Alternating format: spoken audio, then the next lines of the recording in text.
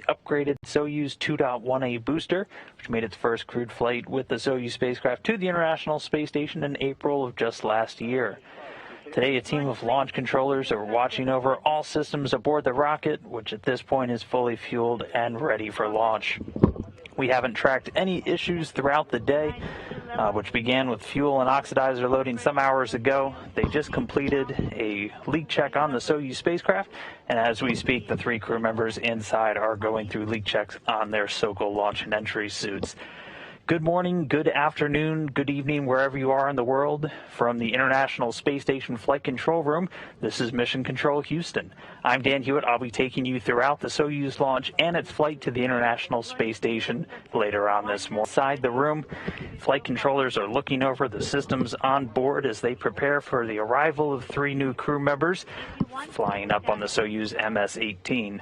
The Soyuz population is going to be increasing from 7 to 10 for a few days, with the addition of NASA astronaut Mark Vande Hei, Russian cosmonaut Pyotr Dubrov, and Russian cosmonaut and Soyuz commander Oleg Novitskiy.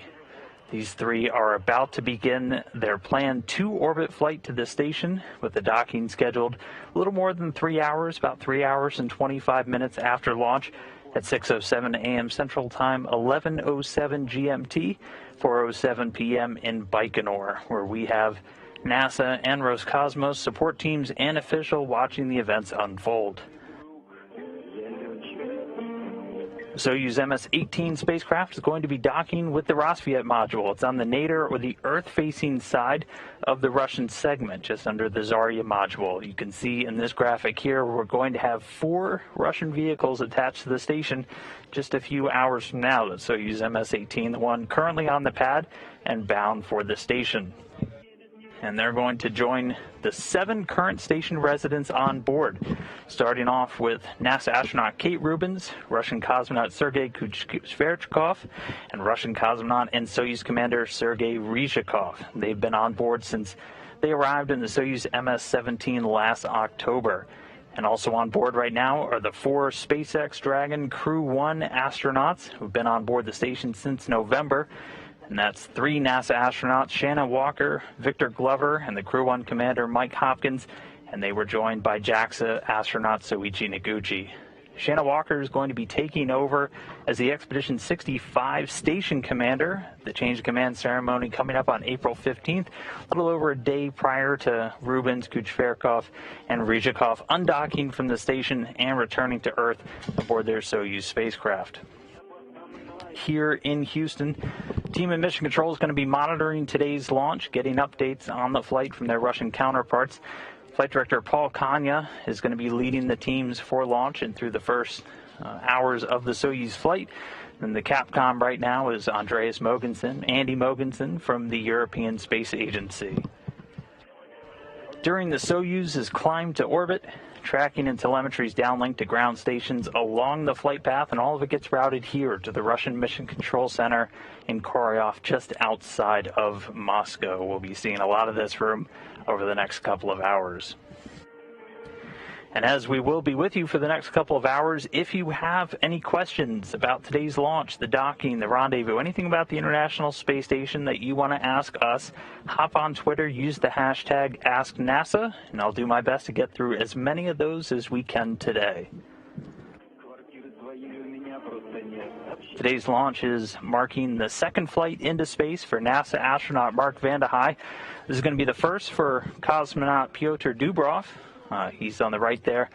And then this is going to be the 3rd space flight for the MS-18 commander and Russian cosmonaut Oleg Novitskiy. This expedition also going to be celebrating the anniversary of a very important milestone in human spaceflight history.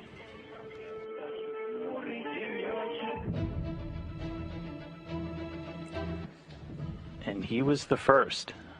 On April 12, 1961, Yuri Gagarin became the first human to make that slow trek to the top end of a rocket, bound to hurl him into the heavens and into the distant frontier of space. And it was a trip into the most unknown of unknowns.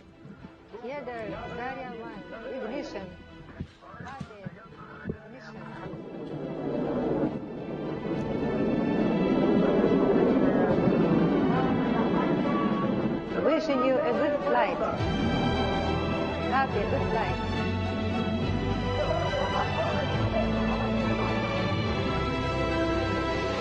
Variety nanotechnology still in its nascent stages. Until this point developed in the throes of conflict, Yuri took to the skies, ascending into orbit for 108 minutes of history. And then after hurtling back through the Earth's atmosphere, Yuri ejected from his space harbinger and parachuted down to the Kazakh steppe. At that moment, he was transformed into a hero for the Soviet Union and the forerunner for humankind's ventures into outer space.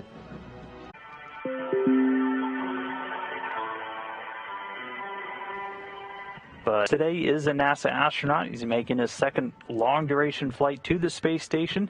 So let's kick things off by learning a little bit more about Mark Vande Hei.